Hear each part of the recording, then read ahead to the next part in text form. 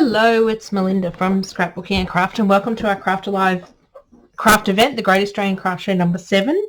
Getting tongue-tied filming all these videos in a row. So you've just seen a small clip of the completed layout. And let's get started. This one is lots of mixed media. You could do this in your art journal as well. So we're going to use a few stencils from my store. We're going to use our diamond stencil, our Christmas wreath stencil, which is sort of like a mask because you're masking off the area and you're putting in the background, which looks really cool. And we're going to use our holly and berry stencil as well. So we're working on some mixed media cardstock because we're going to throw a lot of paint and water at this. So this is to 260, 280 GSM. It's from Hillbilly Scrapping. And it's her mixed media cardstock. So it's thicker than a normal, like a normal cardstock's about 210. I believe it might be 280. I will, as the chat goes, I'll pop links for the products I use. Hillbilly Scrapping and myself combined to do the craft shows around Central Victoria. And we're also work great together and do classes and all that sort of fun stuff, and events and retreats and loads of fun stuff. Okay, so let's get started. First thing we're going to do is, this is a non-gessoed surface, so we're going to use gesso through our stencil just to create a bit of a resist. And basically this page is going to become the page that we use as our photo mat. We're going to use it as a decorative piece. And we're also going to make some Christmas trees out of it. So basically you don't have to be neat. This is not going to be a background page. This is all going to be cut up. So if you don't like a particular area, you just don't use that area. So we're going to start with our white gesso. So gesso, if you haven't heard of it before, you could use white paint as well. Gesso basically has a bit more tooth in it, and it's like an undercoat for a surface. So just grabbing some makeup sponges, and you want to pick up some paint and then tap off just to make sure your sponge is not really goopy with paint, because if it's really goopy, the paint will actually seep under the stencil and we don't want that. I just moved the stencil, but that's okay. You won't notice it. This is all going to be cut up.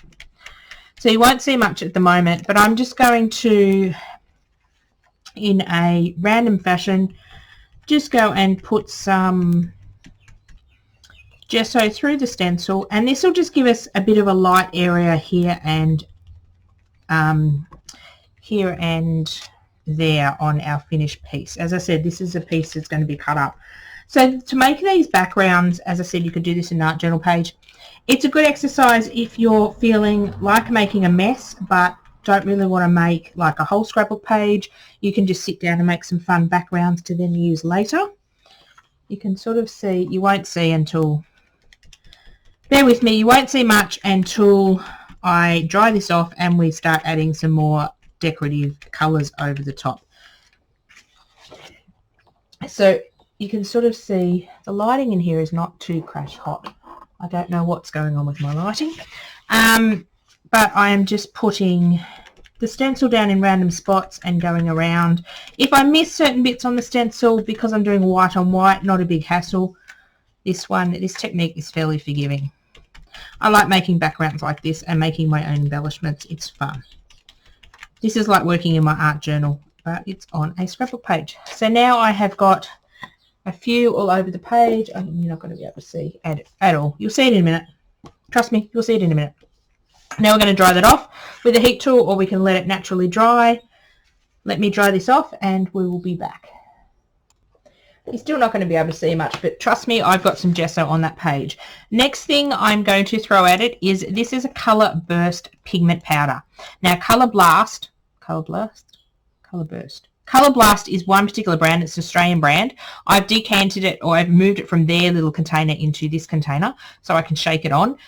There's several brands. There is several brands of these watercolor dusty powders. Ken Oliver, there's another one I can't think of at the moment. You could do this with liquid inks. You could water down paint and do this. Basically, we are going to put some colour on this page. These little powders, Lindy Stamp-Gang is another one. Sorry, I was trying to think of that name. They've all got water activated powders. Basically work in the same way. You can mix and match the different brands. It doesn't matter. So I've sprinkled some powder on. The thing about these water reactive powders is a little bit goes a long way. got a Couture Creations squirty bottle. These are like they're under $3. Hillbilly Scrapping has these. They are fantastic. They have this great nozzle on it, but it's still a fine mist. So we're just going to hit this with some water. And as you can see, the crystals start to, or the little bits of powder get activated by the water. So I'm just giving that a fair bit of a squirt, and then I'm just going to, I forgot a paintbrush. Bear with me. So I thought I lined up everything on my desk I needed. So I just went and grabbed a paintbrush and a jar of water. And you could leave it like this, or what I'm going to do is actually just with a wet paintbrush is just move this colour around a little bit more, just to cover our page. Now that white gesso we put down will start acting as a resist, and when we get to the end of this, you will see it coming through when we dry this off. So just brushing the colour around. As I said, you could do this with paint, you could do this with inks. Basically, we just want some sort of green colour in our background. Then we're going to build on top of that. Now, you can add some more colour by adding some more powder. You can sprinkle the powders on wet or onto the wet surface or onto a dry surface. They'll start to activate if you put them on a wet surface, and then we'll just give them a bit more of a spray. This is the reason we're using the mixed media cardstock, is because we are putting a lot of water and a lot of product on here. If you do this on normal cardstock, it won't work as well. It'll sort of soak in and won't work as well. So I'm just trying to activate all those little crystals. As I said, it's looking a bit of a mess at the moment. You'll see you can probably start to see the gesso sort of resisting. I'm going to wipe off some of this in a minute. You can sort of start to see these rings forming. The gesso sort of acts as a resist, or it can grab the colour. Now, if I put the gesso on top of this colour, it's more likely to grab the colour from underneath. Just need to grab one other thing. I'm so disorganised today. But if you put the gesso on first, it will act as a resist. Now, I want to mop up some of this colour, so I've just grabbed a piece or a roll of, this is greaseproof paper from Woolworths. Sorry, loud noise.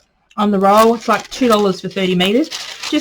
We're going to use this on our layout later on as well. Just going to pop it down and give it a gentle push just to stop up a bit of the colour, and then this paper will become coloured.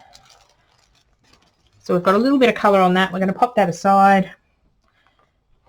The paper is getting quite wet. You want to be careful you don't wet it too much. As you can see, some of the rings are showing through, so we're going to give that a quick dry.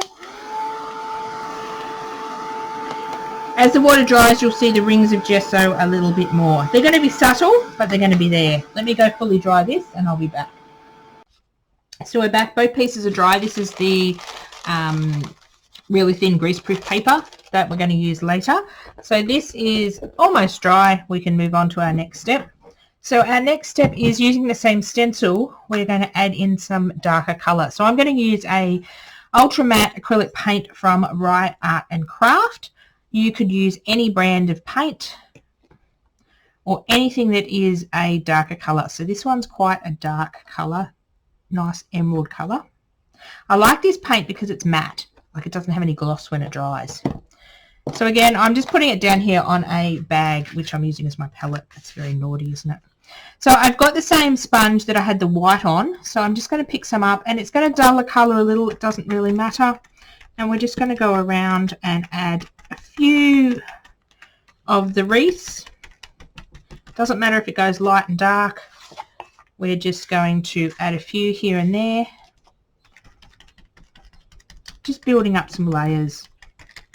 As I said, this piece of paper is going to be cut up, so I can basically go to town and just have fun putting stuff down. Turn your brain off. Don't think too much.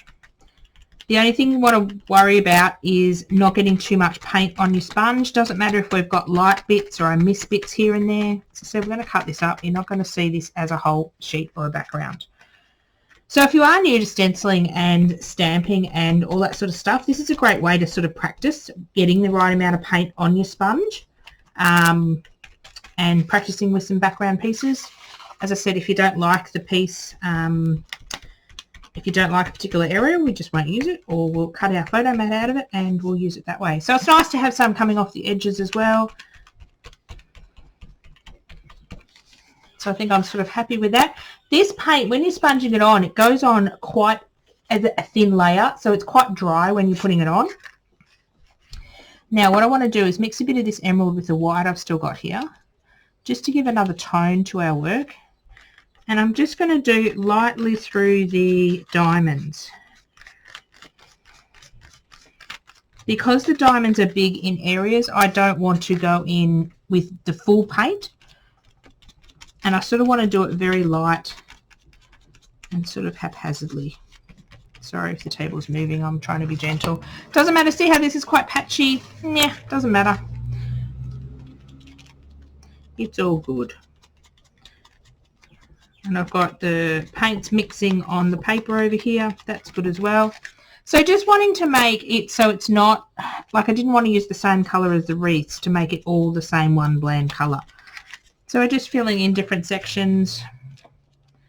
You could do a bit, oh, I picked up a bit too much white.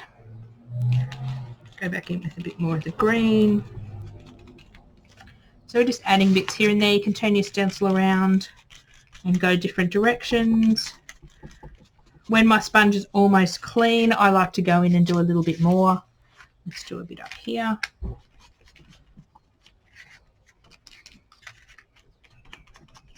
So you can basically go to town. You can go up and over this wreath bit, doesn't matter. Let's put a little bit down here.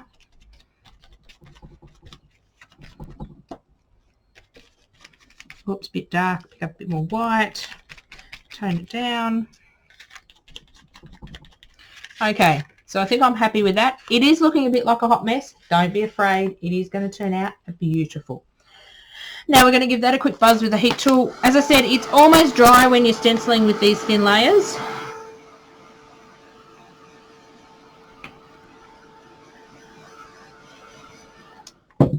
So it's the second stencil we've used. So all the stencils I've used for these projects will be copied into a folder or into a section on my website called Craft Alive number 7, or the Great Australian Craft Show number 7, or something like that.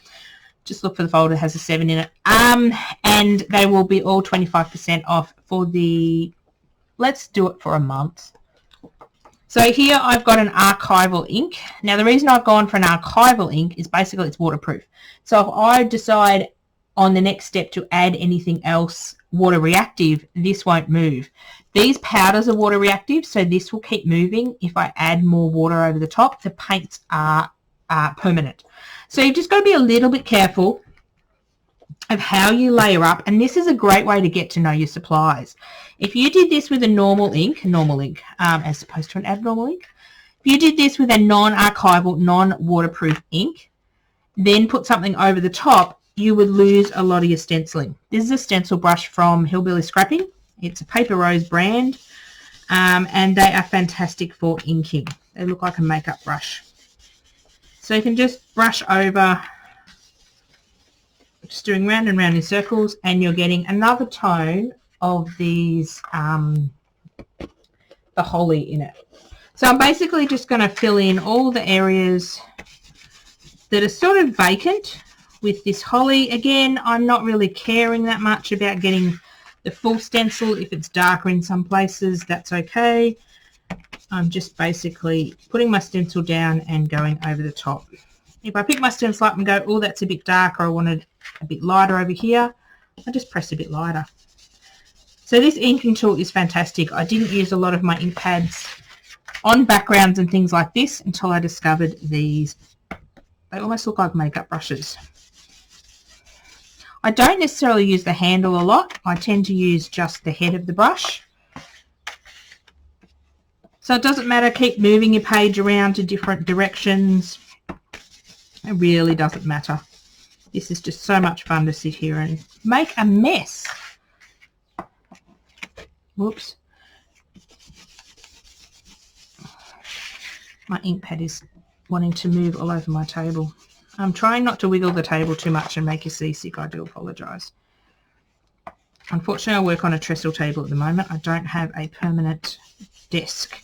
It's a trestle table in my lounge room. It's my art desk, my dining room table, my everything. So it wobbles a bit. Okay, so when you're happy, stop. A bit more down here. I have a problem with stopping. So you can go darker in places, you can go lighter. I can come in and do a little bit in here. You can line up the holly leaves if you so wish. I'm just throwing the stencil down and going for it. So now we have something that looks like this.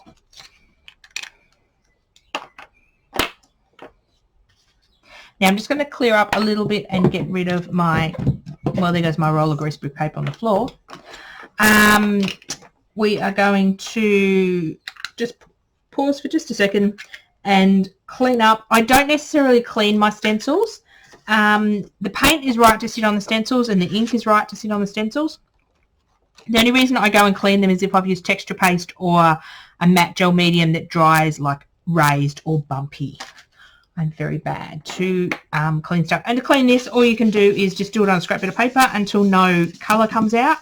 Basically clean. The bristles in this pick up such fine amount of ink, you don't really need to clean them. What am I doing? No idea. There's a little bit down here I want to do. No idea what I'm doing. Yes, we are. We're going to make our trees. And we're going to cut this bit of paper up. So I'm just going to give it a good dry with the heat tool just to make sure it's fully dry. Like the ink is basically dry when you put it on. The paint's almost dry, but we're just going to give it one good go with the heat tool to make sure it's 100% dry. And then I will be back and we'll make our trees and start assembling our layout. How exciting. Going to end up with green hands by the end of all this Christmas stuff.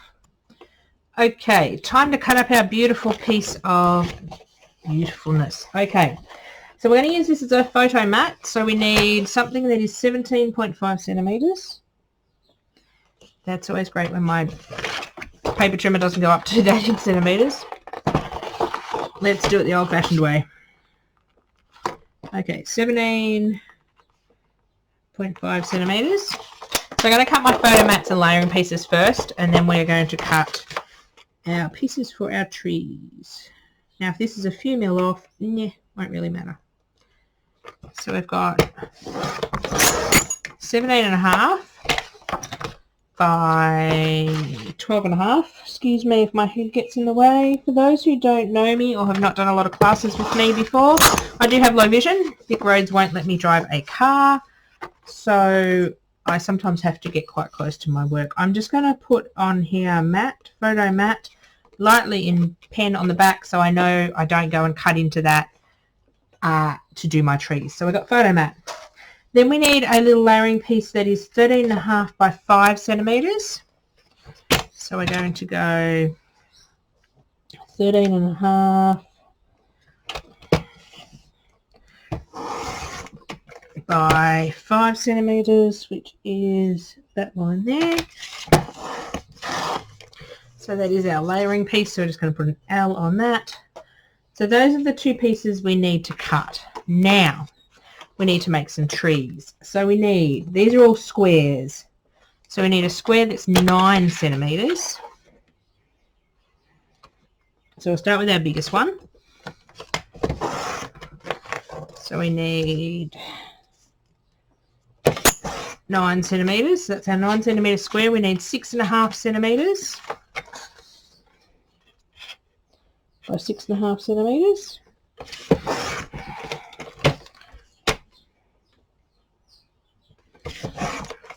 And we need 4 centimetres. There's 4 centimetres. 4 centimetres is there. Doesn't matter if these are slightly out. If it's a couple of mil out, it won't matter. 4 centimetres. Then we need something that's 3 centimetres by 3 centimetres. So we can probably take it out of this strip. 3 by 3 by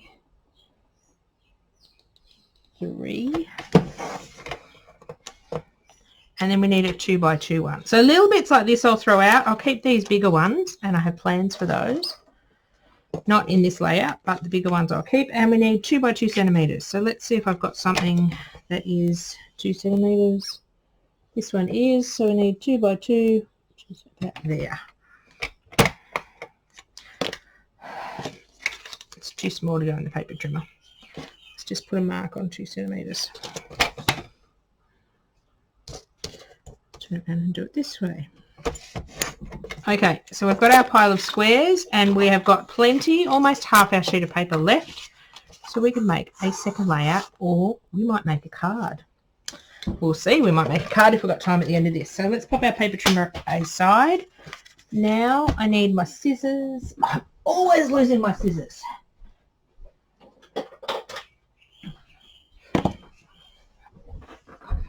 Now we're going to make 2 trees for our layout. I may have measured these wrong,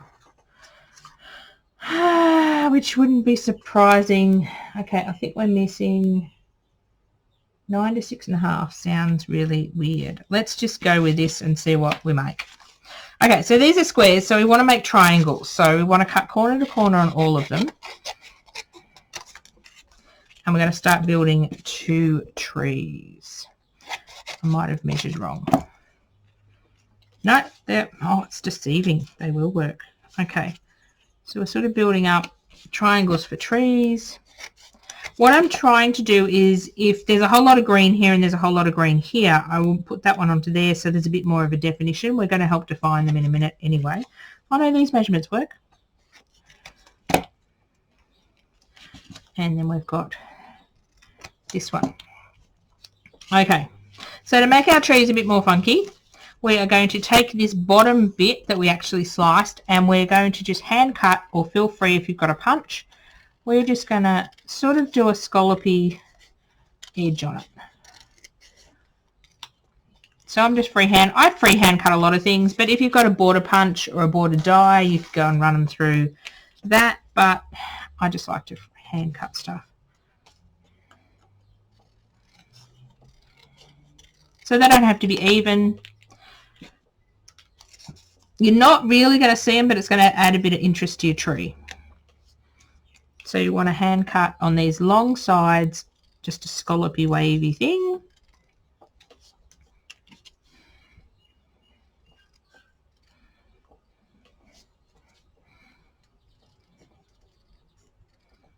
These little ones are easy because you only have to do 1 or 2 scallops and they are done.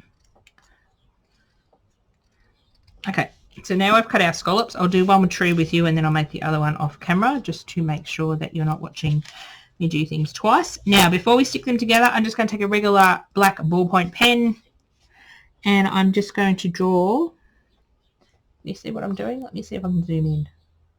Playing with my new camera. Okay, I have to be over here. Okay, so I'm just going to draw sort of a squiggly line around the border. If you do one line, it looks funny, so go over it a couple of times, and if you don't go over it evenly, no big deal. So I'll show you one, a bigger one. So I just like to do sort of keeping a couple of mil in from the edge, just go over it a couple of times and go over your scallops again. It doesn't have to be perfect. It's just going to add another layer to your tree. Now I've zoomed my camera in. I'm just going to make sure I stay in shot. So it doesn't matter how messy this is. Whoops. I find one line looks funny, but say 3 lines looks like you've been more intentional with it, and that was a bit more crooked than we need to. So this, you'll see, now helps define the layers of our tree. So if we compare these, see how the layers get not in shot. I forget when I zoom in that I need to be in shot. Okay, so see how this one defines the layers, these ones aren't defined. So even if you didn't do the scallop on them, you could just do them as triangles, but I just decided to do a bit fancy. This little one's going to be hard for me to see, but that's right. He's going to work. Okay. So I'll go and do this other one off camera. So this first tree we need 5 layers. This second tree we take the biggest layer out and throw it in our scrap pile. So our second tree is only 4 layers. We take the bottom one out. So we're going to grab some foam tape just to give these a bit more dimension. I'm going to grab some strips of foam tape. Just going to cut these down. If you're after great things like foam tape and double-sided tape at a really good price, Hillbilly Scrapping, Jen from Hillbilly Scrapping and I team up to do the events, usually the in-person events. Just putting some foam tape just above where your scallop line is and nowhere else, and we're going to build our tree. So I buy a lot of my supplies from Jen. She has some beautiful thin foam tape, which I don't have any left of, so I'm into the dregs of my stash, so I have to make do. But she has some beautiful thin double-sided tape, double-sided foam tape, which will look awesome for this. So if I remember when I'm watching this live with you on the Craft A Lot event, I will drop her link in the chat box for you. Hillbilly Scrapping has a huge amount of mixed media stuff, huge range of Tim Holtz, Dina Wakely, Delusions, Lindy Stamp Gang. Oh, she stocks just amazing stuff. And she does amazing kits too. She does up her own like kit classes, and she has retreats and all sorts of fun stuff. So now we're going to take the backing off our double-sided tape. And we're going to sort of, I like that bit of holly, so we're just going to stick that there. And then we're going to take the next one. And sort of, you can stick them a bit wonky if you want, or you can stick them sort of straight. You can stick it up. You can sort of stick it down. Oh, sorry, not in frame. I forget. Let's zoom back out a bit so I stay in frame. So if you wanted to make your tree nice and stubby, you could line them up like this, or what I'm doing is lining them up a bit further. So you can sort of make the trees suit what you'd like. I'm hoping next year our in-person craft shows come back, although I am enjoying this format as well. It's a lot more work, but I am enjoying it. What else would I do when I'm stuck at home in COVID lockdown? Well, we're sort of not in lockdown anymore in regional Victoria, but still not going out as much. A lot of things are still done by telehealth and stuff. So that is our little tree. So you could put more layers in if you wanted to. You could just do it in so many different ways. So I'm just going to pause and do this one because you don't need to watch me do it twice, and I will be back. Okay, so just let me zoom out just a little. Time to decorate our chipboard pieces that we are going to use on this layout. So we're going to use a tree, we're going to use the bauble, the reindeer, and I'm also going to put on these two that are left over from another project. These are left over from the handmade card with napkins class. So basically this is a paper napkin in the little bauble window that has been glued on with Glad wrap. So you can pop back to that class and find out how to make these. Alternatively, you can just put a little bit of pattern paper in the windows. You could even use a bit of your a bit of this scrap if you wanted to. So I'm going to add those on. So these are silver and they've been done with heat embossing powder. So I'm going to show you how to do the heat embossing powder. I'm on a bit of a heat embossing powder kick at the moment. Where's my ink pad? It's not on my desk.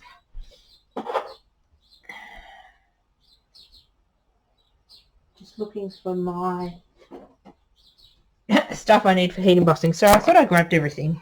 I've got two desks running, so I've got all my supplies for all my classes on the other desk, so I can just pick up what I need because a lot of supplies cross over. So this tree we're going to do with paint. We'll do him in a minute. So I've just got some scrap paper here. I've got one piece of scrap paper to ink on, and then I've got one to do my heat embossing powder on.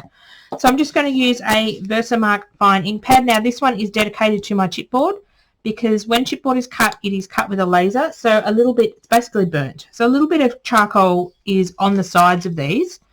Can't get it totally off, but once you paint or ink it, it won't come off onto your page. So I'm just going to, as you can see, my ink pad is not clear anymore. And it needs a bit more glue on it. So on top of this ink pad, I'm just putting a little bit of glue. This is a re-inker for a glue pad. Basically, I could paint glue on this. I could paint Mod Podge on it. I could put PVA glue on it. You basically need some sort of glue to put on it to hold the powder while you're heating it up. So embossing powder is basically ground up plastic that melts. And the chipboard's really absorbent. I find the little pad on here is great and nice and fine to get into all the nooks and crannies. So this is just silver embossing powder. We're going to tip over the top. Going to grab my tweezers, which I didn't grab. I'm really disorganised this video. I keep putting everything off my table, otherwise it would end up in an absolute mess. So just going to pick this up and shake the extra powder off. Pop it aside, pop this powder back in the jar. So as you can see, you tip lots out, but you're tipping about 90% of it back in your jar. So you're not using a lot of this heat embossing powder. It goes a long way. So now if you haven't heat embossed before, basically we need to melt this chocolate, got chocolate on the brain, melt this powder, so I don't know where melted chocolate come from, so it looks like the shiny silver. So when we're heat embossing, we want to hold our heat tool in one spot and slowly move it to other spots on the chipboard. We don't want to be moving our piece over all the time. Just wondering why we're getting shadows. I've got my lights on. This is really weird. So to turn this on, it's quite a quiet heat tool. I find picking up the chipboard does it a lot quicker. I'm going to see if you can see.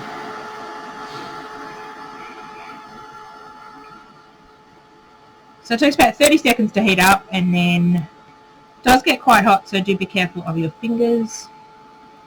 So you can see his antlers are nearly done. The smaller pieces will go a lot quicker than big solid chunks.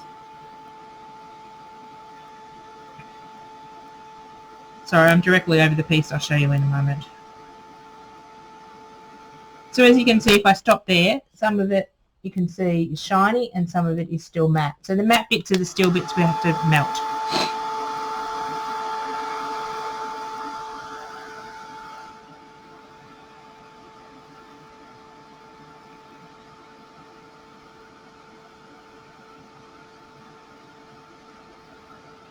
So I'm just going to grab him from the top now so we can do his legs.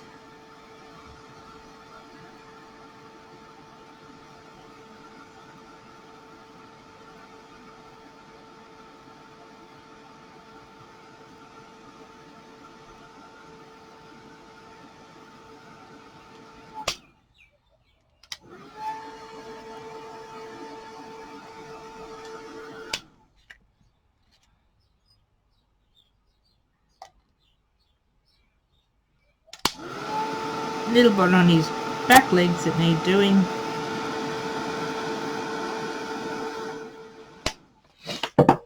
Okay, as you can see, he's quite hot for about 30 seconds to a minute. As you can see, in some places it's a bit patchy, it's really shiny in others. The patchiness is not a lot of the crystals actually stuck. If I wanted to do and get it a bit more shiny, just wondering if I've done his leg. Whoops. Oh, his leg needs a bit more heating up. Just a moment.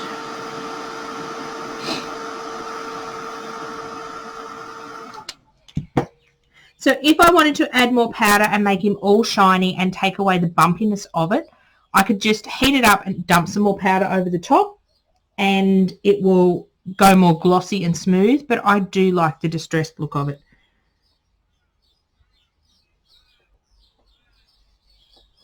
And be careful, I'm just going to do his head a little bit more, see if I can go get that a bit more melted.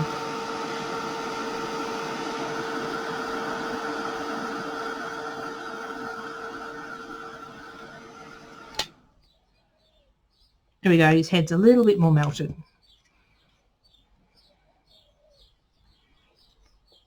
So because the chipboard is quite absorbent, it soaks in a lot. When you're putting on your ink, if the ink soaks in, just trying to look for my ink pad. Oh, it's over here. If the ink soaks in and dries too quickly, you've got to be really quick to get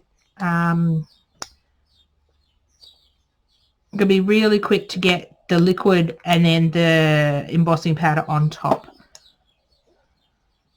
I'm just going to put a little bit more of this glue on top. The reason I like doing this with the ink pad is it's a lot finer, and if I went to paint here, I'd get all paint where I don't want it. So this one is going to be quite shiny because I put a fair bit of that on, but that's okay.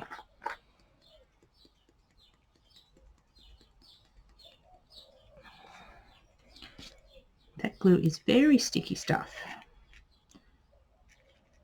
I'm trying to grab it in a bit, but I don't grab the powder. So if you want it really shiny and thick, you can do up to about 3 layers of powder. Takes a bit longer to melt it as the powders get a bit thicker. This one I'll be able to, I'll see if I can do it with you seeing it. This is a lower heat tool, so it does take a little bit longer. There are the long skinny heat tools do heat up a lot quicker, but they also are a lot louder. As you can see, the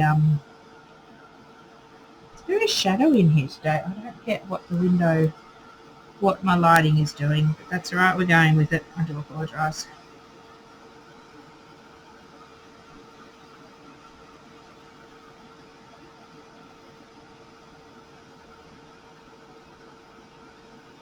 You'll sort of see the meltiness run around your project, so just follow it with your heat tool.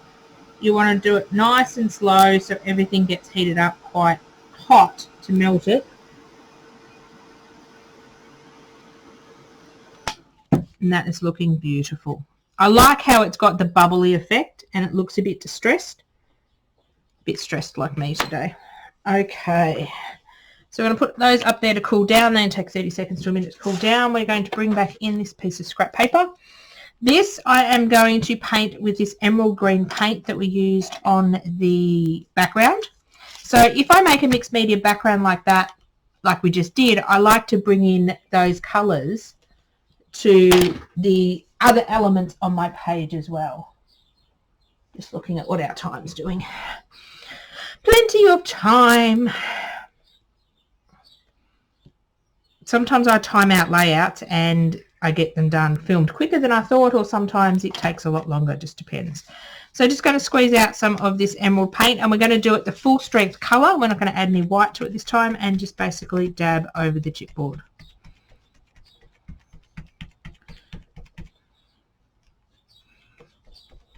Again, I like to do this with sort of a sponge applicator because there's so many little sort of nooks and crannies in this one. You don't want to do it with a brush where you have a big blob of paint, because then it's real bit harder to get the little nooks and crannies out. I like this tree. So all these chipboard pieces and stencils that I've used in these layouts will be in the folder. I don't know whether I mentioned that.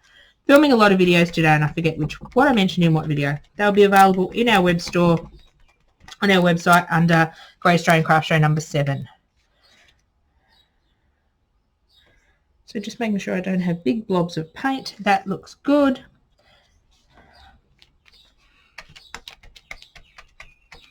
A little bit extra. I could sprinkle some heat embossing powder over the top of this. Doesn't take long to dry, but we'll just give it a quick go. A few more elements to make, and then we'll start assembling our page.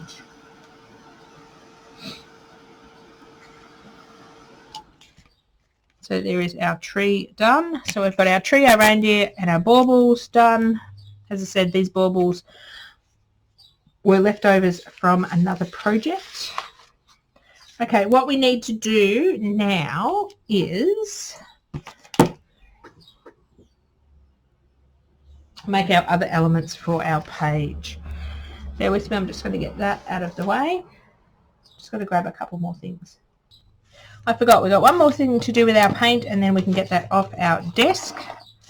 So we are going to take our diamond stencil, and this piece of paper is, let me check my measurements, 15 centimetres by 12.5 centimetres, and it's just going to become a layering piece. So again, it's going to bring some of that dark emerald green into our layout. So I'm just going to stencil through this. So this time when I'm stenciling, I want to do it quite dark, and I want to be quite sort of more precise than I was when I was first stenciling. So we'll just do it straight at the table so you can see what I'm doing. So just going to line the stencil up and hold it with my fingers.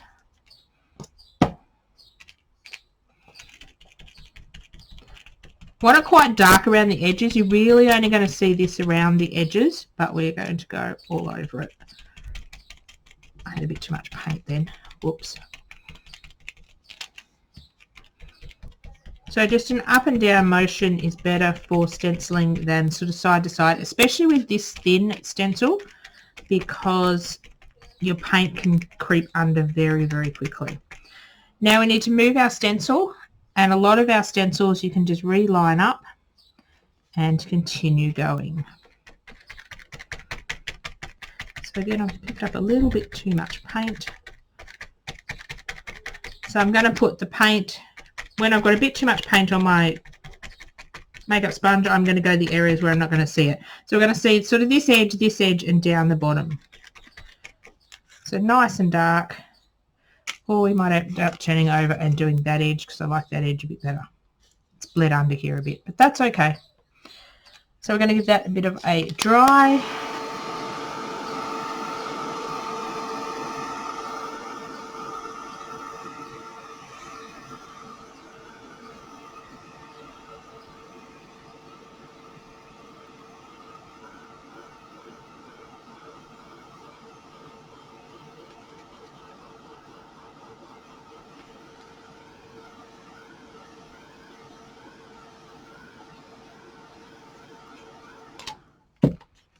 So we're going to put that aside with our baubles.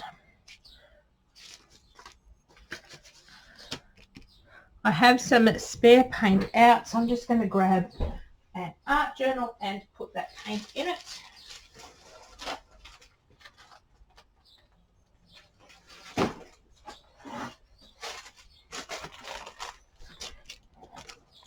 So what I'll often do is when I have spare paint out from my mixed media projects, I don't like to waste anything.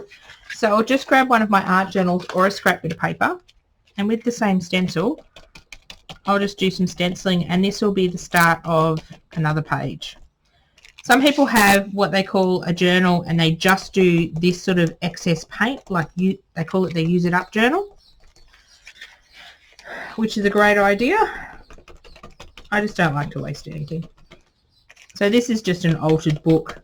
It's a horse book I got from the library sale for $2 and have repurposed it into a journal, an art journal.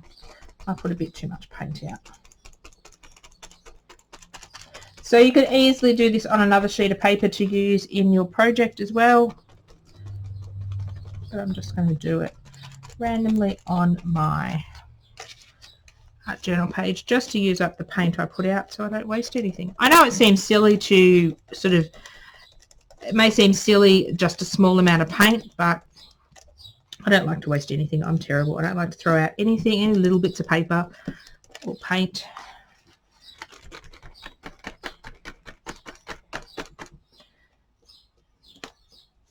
Helps clean up your sponge and clean up your tools when you do this as well. So this will become part of a art journal page as I build on it eventually as well.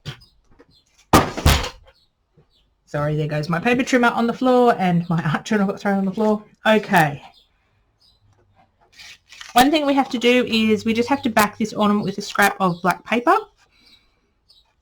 So this is just paper. This is actually paper that comes out of the packaging that I package all your chipboard up into.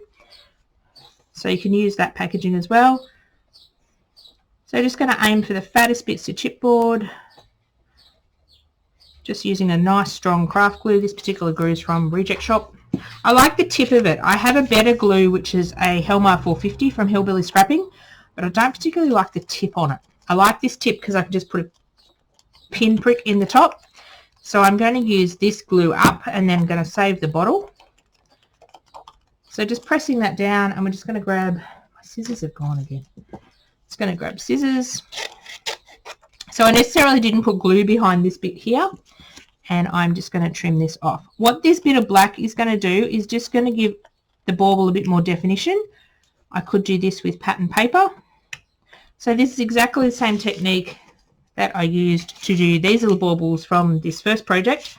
I stuck them over the piece of napkin, or you can stick them over the piece of pattern paper, and then just use the chipboard as a guide to just trim around you can sort of hold, lean your scissors against the chipboard to get a really nice cut. You could also do this with a craft knife.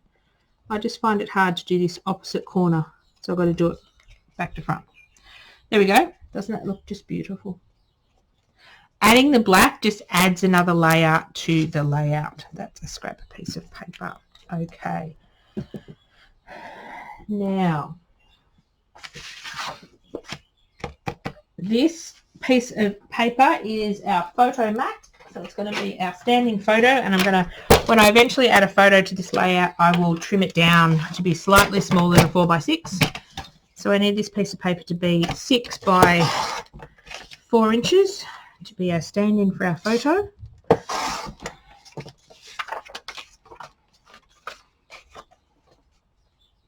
So I've grabbed our mixed media piece that was our photo mat. We're going to build up our layers on this, and then we've got to do our background page. We are getting there. All our elements are coming together. So we're just going to stick this onto here with some, actually we're going to use foam tape. I might use foam tape. Actually, we might use foam tape to stick this down. This black bit we are going to just stick down with our double-sided tape.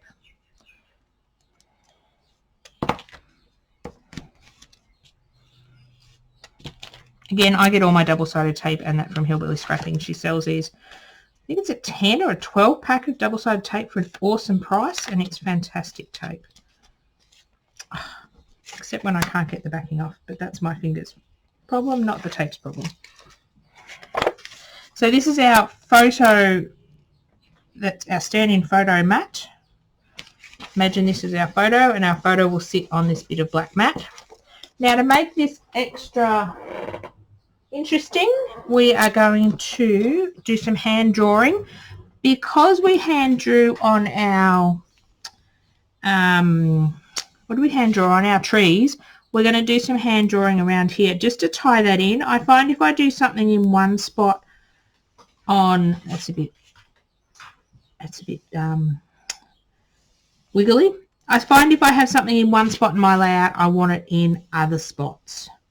So we've got the hand doodling on the trees, so we're going to put it on this photo mat, and then I'm just going to do sort of 3 scallops on each side, just in random spots, just because I can. And again, if you go over it a few times, it looks a bit better than doing it once. Just got to make sure when you're doing pen work on your mixed media pieces to make sure your mixed media pieces are completely dry. Otherwise you wreck your pens. So this is our photo mat. So this is going to go on here. We have our smaller piece to go down here. But we're going to add a little bit of interest. I remember at the start when, oh, there goes my trees.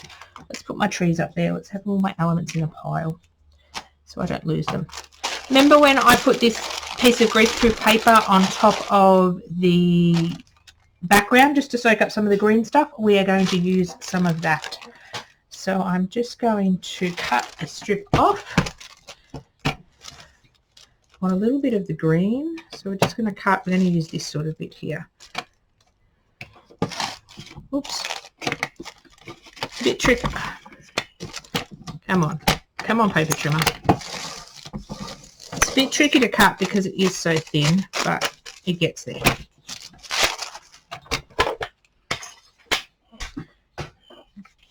So what I'm going to do is put some double-sided tape along this and decide which way it's going to go. I think it's going to go this way. So along this bottom edge, we are going to put a strip of tape.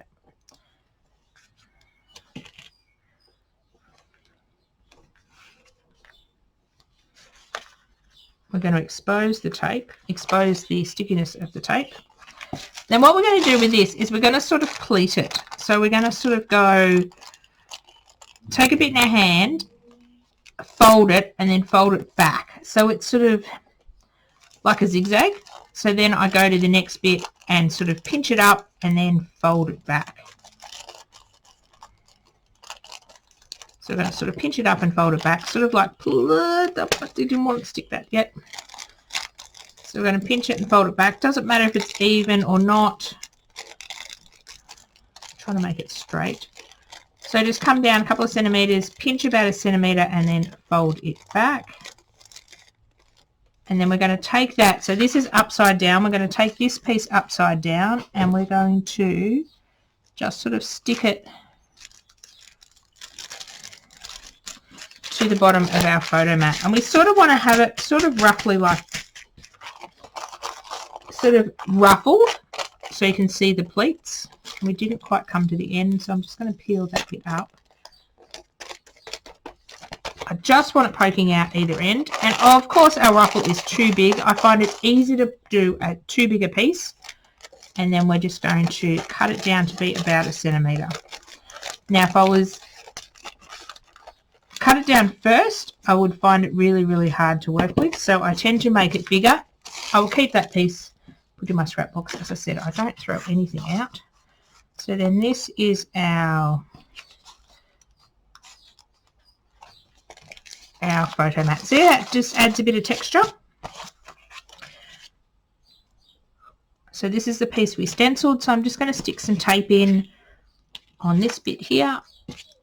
Excuse me. I need to go to get a drink, too much talking. And down here, deliberately coming in about a centimetre from the edge because I want to be able to line this up and I don't want to see tape.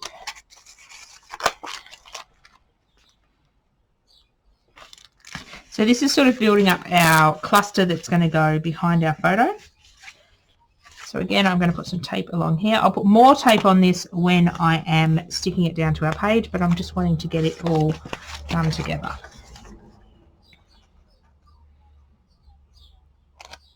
So I just want it sort of sticking out of the edge, and there is our photo cluster. Let me clean up a little. I need to get a few things off this table, and we need to make our actual background that all these elements will sit on, and we are getting there. It's all coming together, I promise. Okay, so moving on to our next step. This is our back bunnies. My daughter's bunnies have decided it's time to wreck the box in their house. They live in the back of the filming the room I film in the back of our lounge room. I don't know, bunnies. Who would have them? So this is going to be the background page. We're going to mount it on black, so it's going to have a little bit of a black border. I've been doing that a lot with my layouts lately, and it just, bunnies, that's not helpful. It just brings the whole layout together. So this is again the 260, 280 GSM cardstock. So what we're going to do this time is we're going to use the same Lush pigment powder. So if you do reconstruct this layout, use the same colour, the lighter colour you used. So I've just got the plastic bag that I scraped the paint off. And this time we're going to use this in a different way. Last time we sprinkled it directly on our surface, but this time I want to sprinkle it, if I can get it to land on the paper bag. Just a few little sprinkles. The reason I put in this container is this container's got a soft lid, so I'm able to put a thumbtack through the top and just sprinkle powder on. So these powders will last you your lifetime of crafting. They go a long way, and you use such a little amount every project. So I've got a few sprinkles of the powder on the plastic bag. Just going to give it a good squirt with water. And this is the packaging technique, and we're just going to pick it up and we didn't want to put the water there. That's all right. We're going to splosh it onto the page.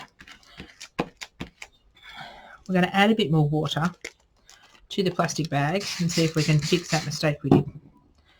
So we're basically wanting to sort of just have splodges sort of in the middle. We want to leave a bit of a white border around the edge. Well, this one we won't have a white border, but that's okay. And we sort of want to just keep squishing it and splodging it, and it gives it a different look than moving it all over the page. I love how you get these little drippy things here. So when you're happy with the amount of splodging, and we're going to trim some of these off. We're not going to have much of a white border. That's okay. Just going to pick up the extra and splodge it. If you've got too much in an area, you can dab it with a baby wipe, which we might just dab up a few of this. So I think we're happy with that. This particular colour Lush tends to have a bit of light green and dark green in it. Some of these powders are actually mixed, so you get a few of these darker speckles. So we're just going to give that a dry off.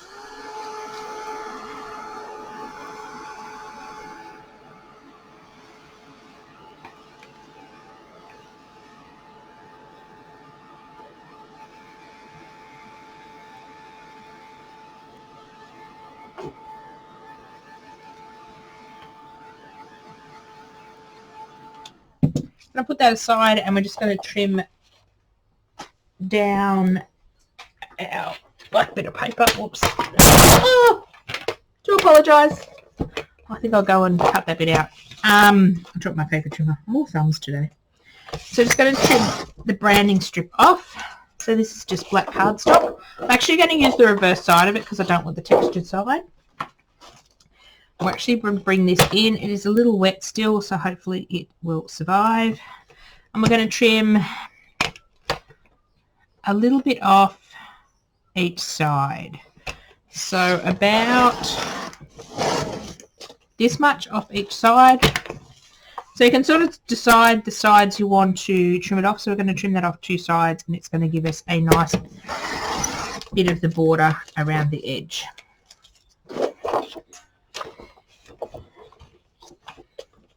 I promise I won't drop my paper trimmer again. Just seeing if everyone's awake still. So now, if I've done this correctly, and sometimes I don't do it correctly, we should have a little bit of a border around all 4 sides. Yep, I've done it correctly. Yay. So now we're going to bring all our elements back in and work out our positioning. So our lovely... Actually, no, we've got to do some drawing around this page. So I decided to do some hand doodling on this page. I'm really into a kick of hand drawing at the moment. I tend to go through phases with my scrapbooking. So again, we're going to do the wiggly border around this page just to tie everything in. And then what I decided to do was just do some little circles, a bigger circle, smaller circle, just to add a bit of interest to the border in different spots. You can add the little circles, you don't have to. So a little, slightly bigger, adding them in lots of 5s, so an odd number, and just in random spots around the page. So just try not to put them in the same position around the page. Do that. So medium, our bigger, medium, and our small. So again, just doing this with a ballpoint pen. I do have a fine pen as well, not particularly going over any particular area that might be a bit wet.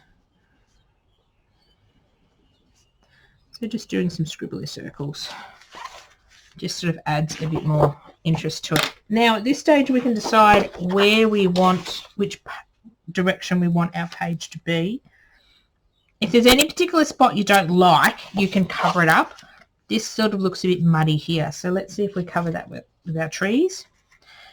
That will be perfect to cover up with our trees. So our trees are going to sit sort of here. We have this swirly tree that will sort of sit in the background, so we're making a cluster down here. Got our reindeer to sit on the top.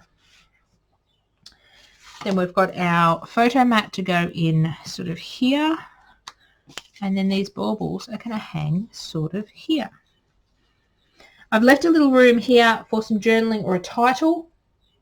At the moment, I'm not going to stick a title on it until I do my photo, but I have left that room. Even if you don't put a title there, you've still got this bit of interest, and we've sort of got a cluster here and here.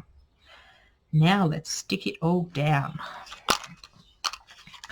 Let's start by sticking this down, and this is where I do use a trick to help me line it up. So just double-sided tape. Flat double-sided tape, so not foam. We're just going to put a piece all around the edge.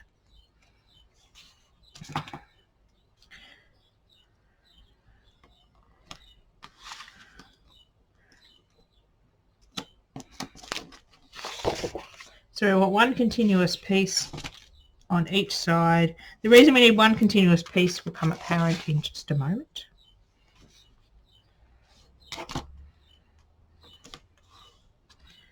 So I want to grab either end of one of each of the pieces. So I'll put 4 pieces down, one on each side. Doesn't matter what end you grab.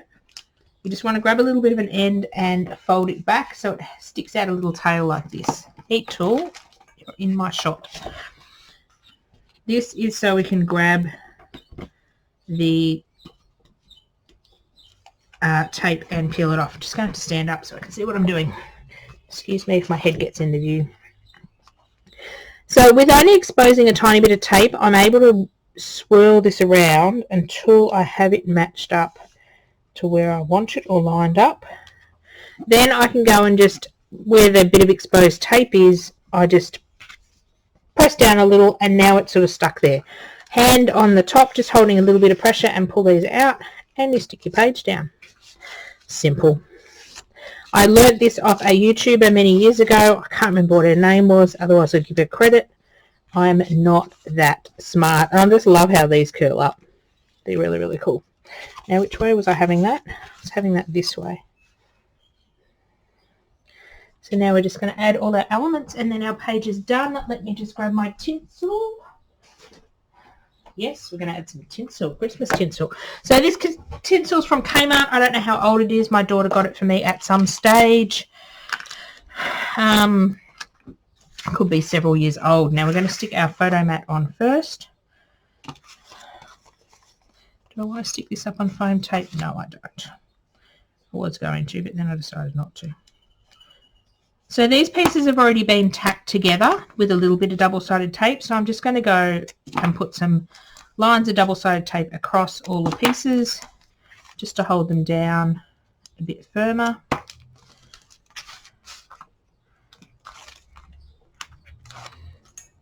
If you've got ways, if you prefer to build all these pieces directly on your page, I prefer to build them in clusters because then I find I can easily move them around or change them. Before I press that down, I'm just going to play with this placement because I sort of want the photo mat to touch sort of the tree. There we go, that's a good placement for it. So I like to build my clusters in clusters and then clusters. I just like to build my arrangement in a cluster and then stick it down at the end. So we've got the, I'm all thumbs today. So we've got these to go on and we've got these. So we're just going to glue the chipboard down with our clear craft glue. This one's just from Reject Shop, but 450, Hellmar 450 works brilliantly. I just don't like the tip of the bottle. So I bought this bottle and when I'm finished with this glue, which works okay, I'm going to then decant my 450, Hellmar 450, which is like a super glue for scrapbooking, into this bottle, just because I like the tip on this one a bit better. So now, because this is up on chipboard, we need a bit of foam tape to prop the other side up.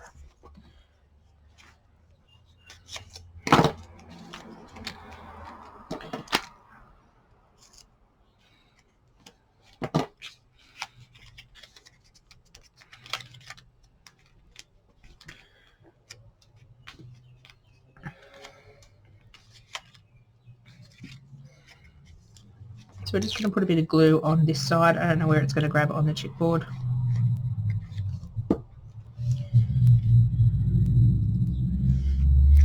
Again, sort of making a cluster.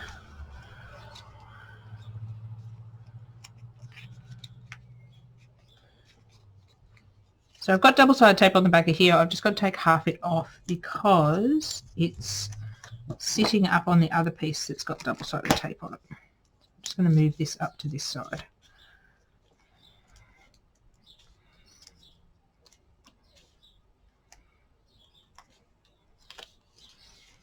So as I said, you could do this layout in your art journal as well as, or a lot of these techniques, or even on a card. Actually, I've got some leftovers of these tree pieces, so I might even make a card. I think he needs a little bit under his nose. can pick him up. He needs a bit of foam tape under his head just to support him. Much better. Now he's sitting up.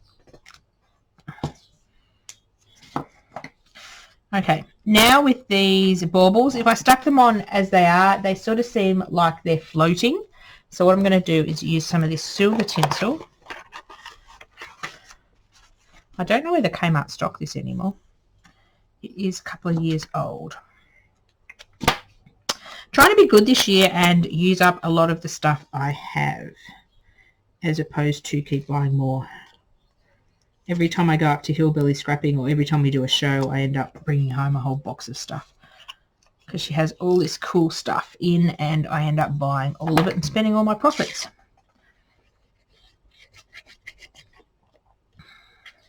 So we've got to put some glue on the back and up on the bauble. Not going to actually cut it off until I am, and I wasn't going to put glue on that side. Just going to wipe off glue so I can slip my photo underneath. I forgot to do that. So just going to stick that here, and this should be enough to glue it down. So just going to cut off about 2 centimeters above the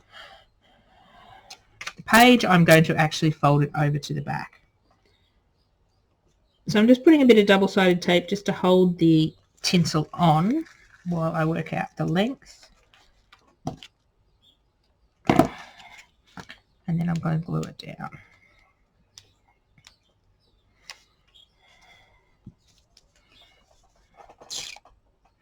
Very happy how this layout turned out. It's very different. I tend to do different stuff, so you may like it, you may like elements of it. She's going to stick that down there. No, it's going to have to go up higher. And I should have stuck this little one down first, because that tinsel needs to go behind the bauble. Okay, if you're doing this, stick your small baubles down first, and then stick your bigger ones on. That's what you get told in a lot of my classes. Do as you're told, don't do as I do. Because if there's a wrong way or a hard way to do it, oh, how I've done it. I'm dreadful some days. I like to make things hard for myself.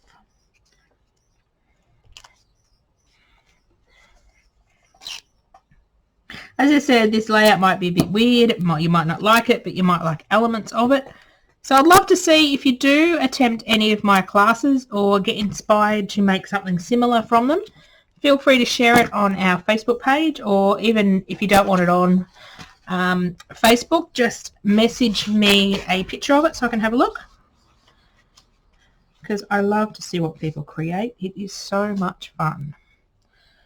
So I'm just going to take some double-sided tape, and hopefully I can grab all 3 pieces and just stick that down. Now let's see if we're finished. I think we are. So we've got room here for a title or for journaling, and we're nearly running out of time. I've got a little bit of time left, but we'll end it here. So thank you very much. I will put some still photos at the end. Thank you very much for watching, and I will see you all again in another classroom on another day at 4:30. I'm in the classroom every day at 4:30 with a different project, and also live on my Facebook group at 1 p.m. every day for the Great Australian Craft Show. Thank you very much for watching and bearing with me with this layout. Very monochromatic with our silver and green, but I love it. Very different, but very cute. And I can't wait to put a photo of my daughter under, under there. That will be awesome. Bye for now. Thank you very much for watching.